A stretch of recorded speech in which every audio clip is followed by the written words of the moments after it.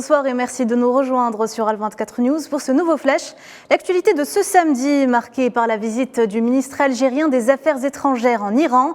Une visite de travail qui s'inscrit dans le cadre de la concrétisation des directives du président algérien Abdelmajid Tebboune et de son homologue iranien Ibrahim Raisi dans le but de renforcer la coopération algéro-iranienne. Ahmed Attaf s'est d'ailleurs entretenu avec le chef de la diplomatie iranienne Hossein Amir Abdollahian. Un entretien au cours duquel les deux parties ont passé en revue la réalité des relations bilatérales et leurs perspectives d'avenir. Les deux parties ont également abordé la concertation et la coordination sur les différents développements au niveau régional et international.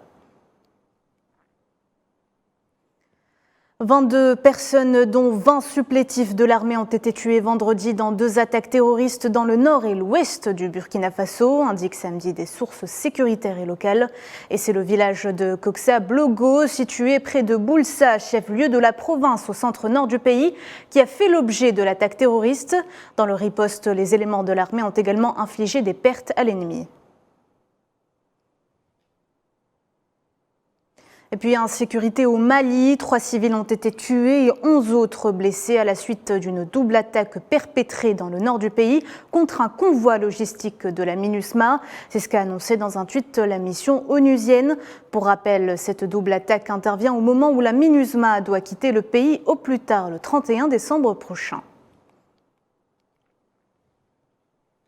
Les chefs d'État et de gouvernement de la communauté économique des États de l'Afrique de l'Ouest se réuniront demain en Guinée-Bissau pour discuter des transitions au Mali, au Burkina Faso et en Guinée-Conakry. 3 pays dont les autorités ont promis d'organiser des élections devant marquer le retour à l'ordre constitutionnel. Les chronogrammes ont déjà été fixés par la CEDEAO et par les autorités de transition.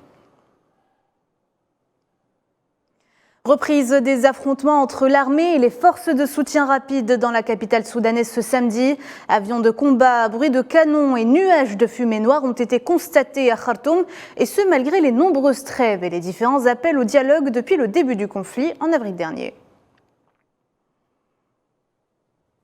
Et on reste au Soudan avec le chiffre du jour, 3 millions, c'est environ le nombre de déplacés qu'a engendré le conflit au Soudan depuis son déclenchement le 15 avril dernier.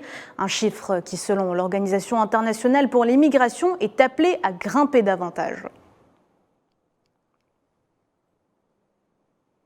Les Nations Unies ont salué ce samedi la mise en place d'un mécanisme de répartition des recettes pétrolières en Libye, objet de querelles permanentes entre rivaux dans le pays, sur fond de menaces du camp de l'Est de bloquer les exportations d'hydrocarbures. La mission d'appui de l'ONU en Libye s'est félicitée de la création d'une haute commission de surveillance financière pour résoudre les questions fondamentales de transparence dans les dépenses des fonds publics et la répartition équitable des ressources. La mission de transition de l'Union africaine en Somalie a affirmé que le retrait des troupes n'affecterait pas la sécurité et la stabilité dans le pays, relevant que la mission de l'UA resterait déterminée à assurer un processus de transition efficace et efficient. En RDC, le président de la Commission électorale nationale indépendante congolaise, Denis Kadima, a affirmé que les élections générales prévues en 2023 auront lieu dans le délai constitutionnel. À cette occasion, il a invité les participants à déposer leur liste de candidatures dans le délai imparti, car, je cite, « aucune prolongation ne sera accordée ». En Côte d'Ivoire, au moins 10 personnes sont mortes dans la nuit de jeudi à vendredi après de fortes pluies à Abidjan, notamment dans plusieurs glissements de terrain. L'ouest de la ville avait déjà été endeuillé l'an dernier lors d'un éboulement dans lequel 6 personnes sont mortes après une nuit de pluie intense.